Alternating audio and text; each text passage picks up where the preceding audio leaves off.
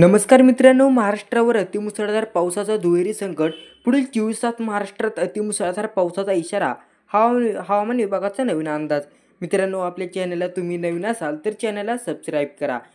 पावसानं महाराष्ट्रात सर्वदूर पावसाची हजेरी लावलेली आहे. मान्सूनने चांगलाच जोर पकडलेला आहे.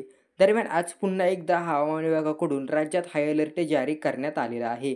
पावसाने महाराष्ट्रात सर्वदूर हजेरी लावलेली असतानाच मान्सूनने चांगला जोर पकडलेला आहे. दरम्यान आजही हवामान विभागाकडून महाराष्ट्रातील काही जिल्ह्यांमध्ये मुसळधार ते अतिमुसळधार पावसाचा इशारा देण्यात आलेला आहे. हवामान विभागाने दिलेल्या इशाऱ्यानुसार आज कोकणातील जिल्ह्यांमध्ये तुरळक ठिकाणी मुसळधार ते अतिमुसळधार पावसाची शक्यता आहे. या पार्श्वभूमीवर नागरिकांना सतर्कतेचा इशारा देण्यात आलेला आहे. दुसरीकडे उत्तर महाराष्ट्रातील जिल्ह्यांमध्ये देखील हवामान विभागाकडून मुसळधार पावसाचा इशारा देण्यात आलेला आहे. अनेक जिल्ह्यांमध्ये जोरदार पावसाचा अंदाज वर्तवण्यात येत आहे. मध्य महाराष्ट्रातही मुसळधार पावसाचा इशारा देण्यात आलेला असून घाट भागात मुसळधार ते अतिमुसळधार पावसाचा इशारा हवामान खात्याने देण्यात आलेला आहे.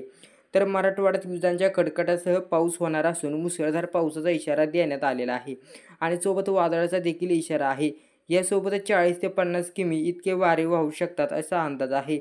विदर्भातील जिल्ह्यांमध्ये आज विजांचा कडकडाट आणि सोसाट्याचा वाऱ्यासह मुसळधार पावसाची शक्यता हवामान खात्याने दिलेली आहे. त्यामुळे नागरिकांना सतर्कतेचा इशारा देण्यात आलेला आहे.